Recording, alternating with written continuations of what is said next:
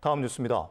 목포와 신안, 신안과 목포 양시군의 통합효과 분석 용역 최종 보고회가 오늘 목포대 남학 캠퍼스에서 열렸습니다.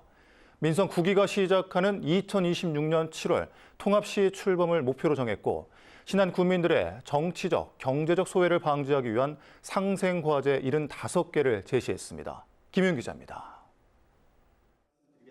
목포시와 신안군의 통합 효과는 행정과 경제, 관광 부문에서 두드러지게 나타났습니다. 행정부문 효과는 정부 추가 예산 지원과 자율통합 기반 조성비 등 9,600억 여원에 이를 전망이고 경제적 파급 효과 1조 9천억 여원에 달할 것으로 예측됐습니다. 특히 관광 부분은 오는 2027년 관광객 수가 2,200만 명에 이르고 관광 수입도 3조 3천억 원 가량으로 추정돼 지역 관광 발전 지수가 2등급으로 상향될 것으로 전망됐습니다. 문제는 신안 군민들의 통합에 대한 부정적인 인식입니다. 용역 조사기관인 목포대 주민 설문조사 결과 신안 군민의 62.8%가 통합을 반대하고 있는 것으로 나타났습니다.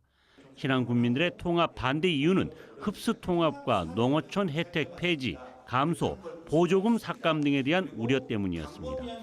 이 같은 우려를 불식시키기 위해 용역 추진단에서는 모두 75개의 상생과제를 제시했습니다.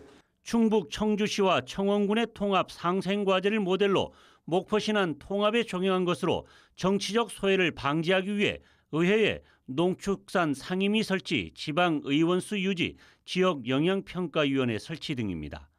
또한 목포시와 신안군이 공무원 승진 후보자 명부를 작성해 동일 비율로 승진시키고 시내버스 통합 운영, 목포시민 여객선 운임 지원, 택시 요금 단일화 등도 포함됐습니다.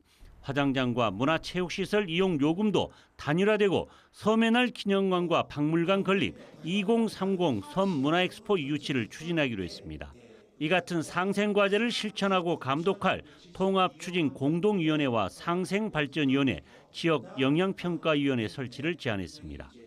지역영향평가위원회를 설치하며 특정 지역에 편익이 소외되거나 비용이 편중되는 사업에 대해서는 지역에 미치는 영향을 평가하여 의결하지 못하게 하는 장치를 제안하고자 합니다. 통합 로드맵은 오는 2026년 7월 민선 9기 통합시 출범을 목표로 오는 8월까지 공감대 형성, 11월 통합추진공동위원회 구성, 2025년 3월 도지사 통합시 건의, 12월 통합시 특별법 국회 통과입니다.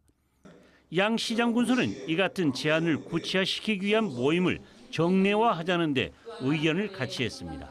이제부터는 아주 구체적으로 하나의 항목을 갖고 한 번 아니면 또 만나고 또 만나서 딱 어떻게 안을 하나 만들고 이걸 가면 어떻게 법제화할까? 그래서 이제 이 법제화하는 것은 목포시가 법제화하면 됩니다. 목포시 신안군 목포의 통합 상생 추진위원회를 시작을 8월부터 시작하고 보름 단위로 바로 조례검토회랑 이런 것을 시작을 하면 좋겠습니다.